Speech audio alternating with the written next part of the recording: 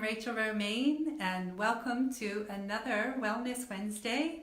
Today we're in the kitchen and we're going to do a really quick demo of how to make sauerkraut. So, as you know, I'm starting to talk more and more about preconception wellness, and this, if you do nothing else, if you don't listen to any other video, if you don't do anything about preparing your body for a baby, but you do this one thing, my mission will have been accomplished. Because if and when you start eating more probiotic rich foods, you're changing and altering your own microbiome, which will then therefore help the baby to have a very healthy biome itself.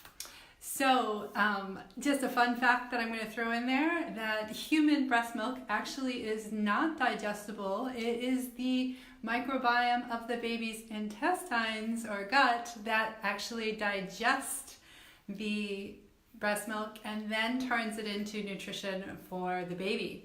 So let's get started in the kitchen on how to make sauerkraut. And the reason that I wanted to start with this ferment first is because cabbages are in season.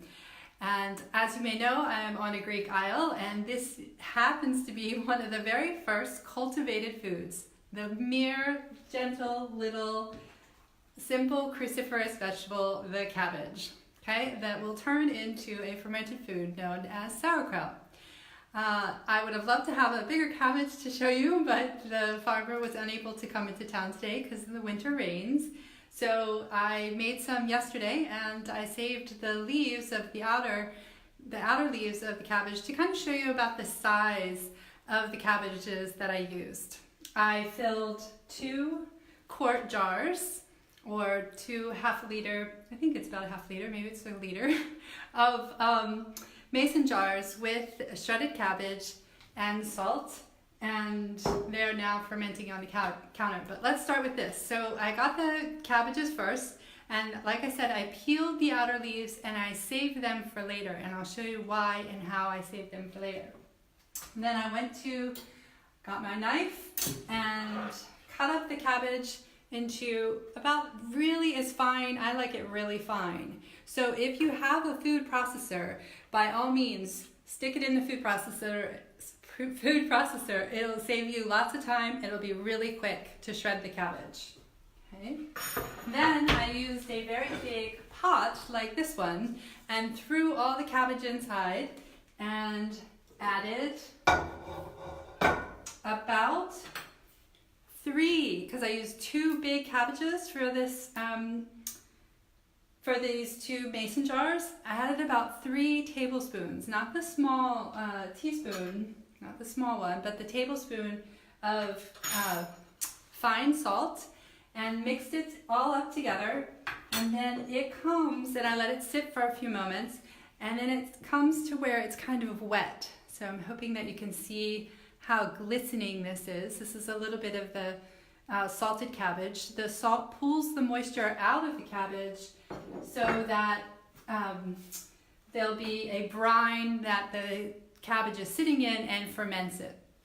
Okay, so I'm going to bring the end product here.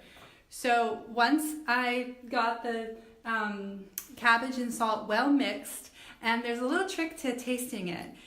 You'll know you have enough salt. So I didn't start with 3 tablespoons. I started with 1 tablespoon and maybe 2 tablespoons because I knew that was going to be enough. And then I started to taste the cabbage. And what you want to taste the cabbage to taste like is a salty potato chip. Almost everybody knows what a potato chip tastes like. Just like a salty potato chip. Like you'll know when you say, that tastes like a potato chip. Then that's enough salt. Okay? So I then packed the entire jar up to what we know as the shoulder, and I used the outer cabbage leaves that I said to keep for later to place on top.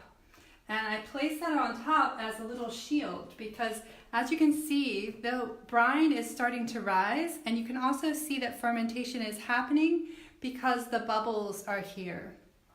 So there's the cabbage leaf that's holding all of this down, otherwise it would want to float up. So I packed it down very firmly, placed the cabbage, cut a cabbage leaf to the size of the jar and placed it inside. And also to keep the entire thing submerged under the brine, I inserted a small glass jar and put a little saltwater solution. If you saw about 8 months ago, I did another video, but I showed what happened when I didn't use this weight to hold everything down. It was called Easy Peasy Fermentation Gone Awry, and I'll post that in the link of the comments so you can see what happens if you don't use a weight or something to hold all of the shredded cabbage down in the brine. Now, I'm also using a very easy, it's called the Easy Fermenter lid. I have no affiliation with the company, just I really like their lid. It's simple. You can see it has a nice O-ring seal. It also has a one-way valve for the gases to come up and out of the fermentation, but the air is not able to go back in and bring other microbes that you don't want in there. Okay, so here they are going to stay I'm placing them underneath this cupboard down below, and I also have them in a tray so that if the brine and the fermentation gets really active, that sometimes it might come out of the one-way valve and down the side of the jar, and that's totally okay. Okay, I'll leave this for up to a month. I put a little calendar note in my calendar to check it once a week just to see how it's doing. But sometimes you can even eat it beforehand. Just more and more microbial activity will happen if you leave it for a longer duration. Okay, we'll look at my notes to see what else I wanted to say. Again, just if you do nothing else before you start to make a baby together, please add fermented foods and start to enrich your microbiome. It's so impactful for your future baby as well as yourself. They just discovered recently that there is actually a microbiome of the brain. So they're just really at the infant stage of trying to understand all the impacts of the microbiome. Okay, and then my call to action is, have you ever tried sauerkraut? Have you succeeded? Do you like it? Do you not like the taste? Are there other fermented vegetables that you really like?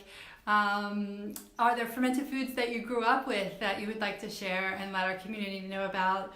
And then, have you heard that the microbiome of the brain was just discovered? I'd love to hear how you are familiar with the microbiome or not familiar with it, and how you know how to influence, because there are many ways to do it beyond food, but today I just thought I'd share cabbages, because like I said, they're in season. They have great folate for the baby and for the mother.